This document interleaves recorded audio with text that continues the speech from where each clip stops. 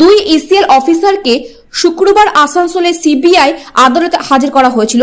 সূত্রে খবর যে তাদের কলকাতার সিবিআই অফিস নিজাম প্যালেসে জিজ্ঞাসাবাদ করা হয়েছিল, তারপরই তাদের আজ আসানসোলে সিবিআই আদালতে পেশ করা হয়েছিল। সূত্র মারফত জানা গেছে এরা কাজরা এলাকার কোনো কর্মকর্তা, যদিও বর্তমানে কোনো কর্মকর্তা বিষয়টি নিয়ে নিশ্চিত করে কিছু বলছেন না। এই মামলায় সিবিআই অফিসারদের তিরস্কারও করেছেন সিবিআই বিচারক। কেসে দুজনকে অ্যারেস্ট করে এনেছিল। একজন হচ্ছে নরেশ সাহা, যিনি দিদেন জিএম সেফটি, এবং একজন প্রাইভেট পার্সন অশ্বিন যাদব। দিয়ে তাদের 4 দিনের পুলিশ রিমান্ডে প্রেয়ার করেছিল। আমরা অপোজ করেছিলাম। কোর্ট দুপক্ষকে শোনার পর মানডে অবধি পিসি গ্রান্ট করেছে। দেখা যাচ্ছে যেখানে বলা হচ্ছে যে আপনি যেটা বারবার দাবি করেছেন যে এনার ক্ষেত্রে আলাদাভাবে প্রয়োগ করা হচ্ছে আইনকে, কারণ এর আগেও প্রায় 10 জন জিএম অ্যারেস্ট হয়েছে, তাদেরকে কিন্তু এইভাবে আর মানে ইয়ে করা না, আলাদাভাবে প্রযোজন। আমাদের যেটা বক্তব্য ছিল যে 2021-এ এই আপনার যিনি জিএম সেফটি, তাকে একাধিকবার সমন দিয়েছেন, উনি কমপ্লাই করেছেন, ওনাকে ইন্টারোগেট করেছেন। তারপর থেকে 2-3 বছর ওনাকে একবারও ডাকেনি। এরপর হঠাৎ, যেখানে অলরেডি আপনারা জানেন সামনে 3 তারিখে চার্জের ডেট আছে, হঠাৎ আজকে ওনাকে আবার সমন করেছিল। উনি গতকাল গেছিলেন সেই সমন্সের পার্সমেন্টে।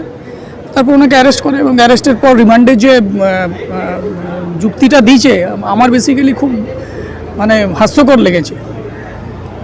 এনিওয়ে কোর্ট মনে করেছে যে কাস্টোডিয়াল ইন্টারোগেশন দরকার, সোমবার অবধি দিয়েছে। এরপর সোমবার ফিরে আসার পর যা ডেভেলপমেন্ট হবে তার বেসিসে আমরা আবার পুনরায় বেল অ্যাপ্লিকেশন করবো। ওনার কাছে কিছু সিজ করা হয়েছে, না, কারোর কাছ থেকে কিছু, সেটা ওনারা ওপেন কোর্টেই সিবিআইকে যখন জাজ সাহেব জিজ্ঞেস করলেন যে এর কাছ থেকে সিজার কিছু হয়েছে, সিবিআই বলেছেন যে না, সিজার কিছু নেই।